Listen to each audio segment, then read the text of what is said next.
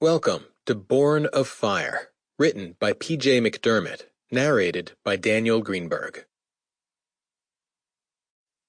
Chapter 1, A.D. 2102. The Vatican City is ablaze! The reporter clapped one hand over his ear and stared at the camera. His eyes were wide with the horror of what he'd witnessed. St. Peter's Basilica, described as the greatest of all Christian churches, is no more. For 600 years it has withstood all attempts to destroy it and has survived 2 world wars. But today, nothing is left. He flinched as an explosion rocked the ground. The camera panned over his shoulder, focusing on the tail of a missile crossing the night sky. A plume of red smoke billowed where it hit the ground. The correspondent shouted to make himself heard over the cries of those witnessing the destruction. Here, on the balcony of the Waldorf Astoria, the screams of the rockets are terrifying. They've been coming in from the north, one salvo after another, every 2 minutes. Jet fighters from the Italian Air Force are trying to shoot the missiles down, but for every one they destroy, 2 others are hitting their target. St. Peter's Basilica and Sistine Chapel, both are in ruins. The reporter's voice broke, and he wiped his eyes with the back of his hand, leaving dark smudges across his face. The Pope was celebrating Mass inside St. Peter's when the attacks began.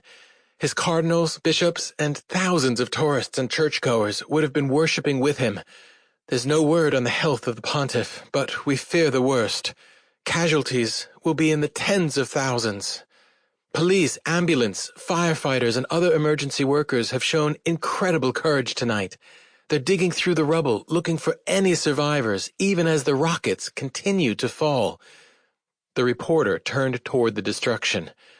All those irreplaceable masterpieces, Da Vinci, Michelangelo, Raphael, all gone. He paused, his eyes searching the skies.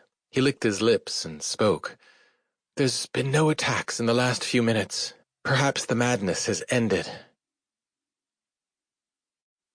Chapter 2, A.D. 2095, 7 years previously. Talia flicked the sweat from her brow and watched it sizzle on the rock. She'd worked without a break since early morning, and it was now after 2, the hottest part of the day. Dropping her trowel, she reached for the water bottle and glanced over to where Father Batista scraped at a rocky outcrop. The girl swallowed some of the warm liquid and grinned at the sight of the fat priest on hands and knees, backside wobbling from side to side. "Would you like a drink, Father? Something to eat? It is past our lunch break." Alberto Batista placed his hands on the small of his... Sample complete. Ready to continue?